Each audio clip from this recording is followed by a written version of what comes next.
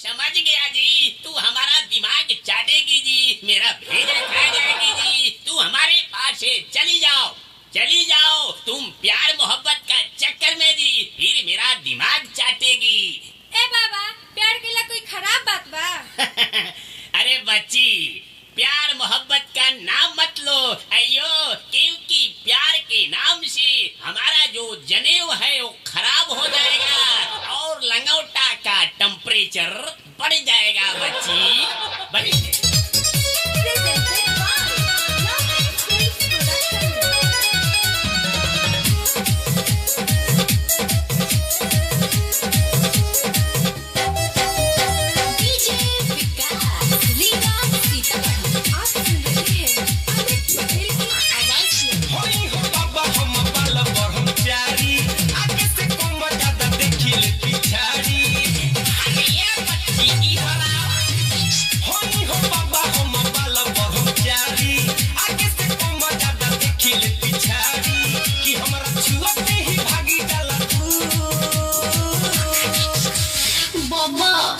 हमर गोड़ खहराता, कोमर पिराता, आ कपार टोन टोन मारता।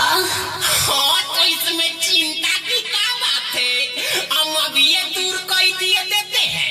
जैसे जैसे हम मंत्र पढ़ेंगे या विध करेंगे वैसे वैसे आपको करना है, ठीक है? मंत्र पढ़ना है या विध करना है? ठीक बा बाबा। हाँ, तो मंत्र बोलिएगा जजमान।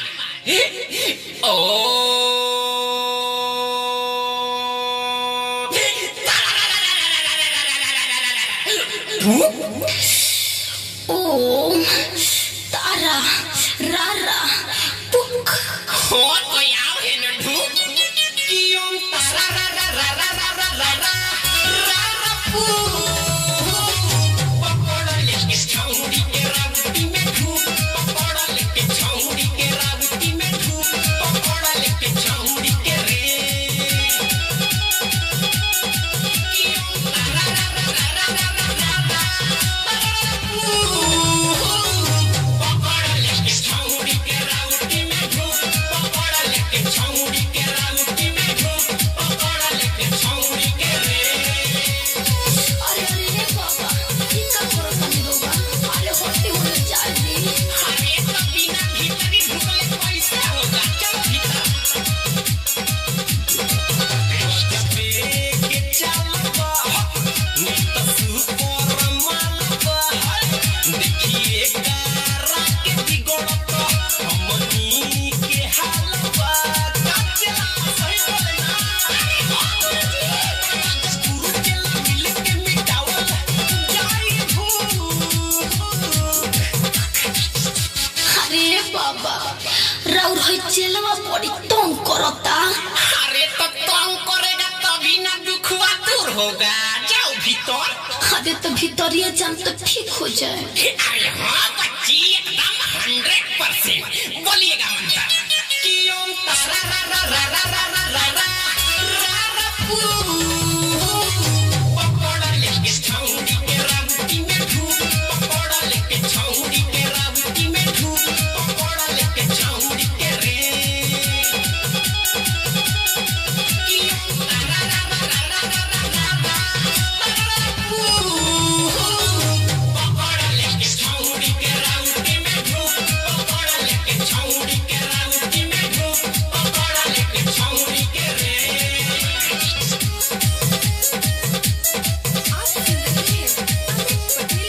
आवाज में डीजे विकास लीला सीतापति।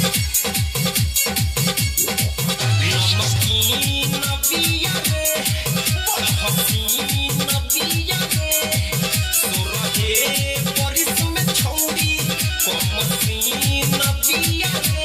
अरे बाबा, अमित विवाह कर से हो जाई चूक।